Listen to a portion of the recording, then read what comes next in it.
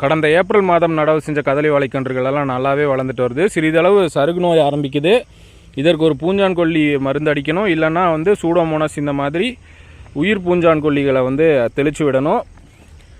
உரம் கடைசியாக நீர் பாய்ச்சும் பொழுது 20-13 உரம் அப்படியே வச்சு காலில் மேய்ச்சி விட்டேன். நல்லாவே வளர்ச்சியில் வித்தியாசம் தெரியுது.